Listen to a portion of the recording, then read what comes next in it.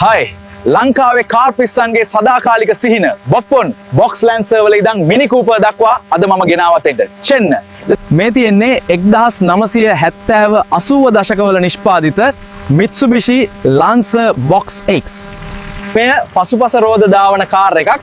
1200cc අන්ඩොටේ හෝ 1400cc engine තියෙනවා.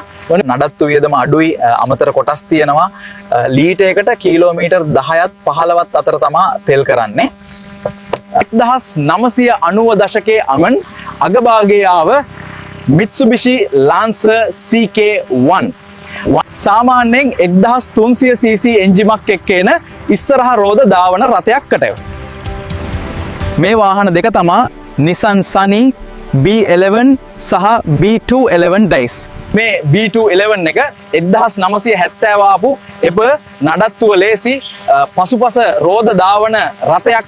මේ B11 එක 1980 දශකයේ මුල් කාලේ හඳුන්වලා දුන්න ඉදිරිපස රෝද දාවන රථයක්. ඒකේ වාහන ලීටරයකට කිලෝමීටර් 10ත් 15ත් අතර තෙල් කරනවා. වගේම මේ වාහනවල එයාර්බැග් සහ ABS කිසිවක් නැහැ. එන්ගේ තමා වාතයෙන් සිසිල් වන එන්ජිමක් තියෙන වින්ටේජ් රථයක් වෙන Volkswagen එක. 1200cc සහ 1300cc එයාර් කූලඩ් එන්ජිමක් සහිත වෙන අතර සාමාන්‍යයෙන් තෙල් කරන්නේ ලීටරයකට කිලෝමීටර් 8ක් 13ක් වගේ තමයි. මේ තමා ලංකාවේ පවුලේ වාහනයක් ලෙස හඳුන්වන Nissan Sunny FB13, LB14, Altima 15 වාහන. එන්ජිම 1500cc වන අතර ඉඩකඩක්ද ඇතුලේ තියෙනවා. එන්නේ සාමාන්‍යයෙන් ලීටරයකට කිලෝමීටර් 9ත් 16ත් අතර තෙල් කරනවා. මේ තමා එම්බ බ්‍රිතාන්‍ය නිෂ්පාදයක් කුඩා පෙනුමකින් යුත් ලෝකයේ සිනමාවේ පවා ජනප්‍රිය වූ මොරිස් මිනි කූපර් එක 1272cc එන්ජිමක්ද හැසිරවීමේ පහසුවද තියෙනවා.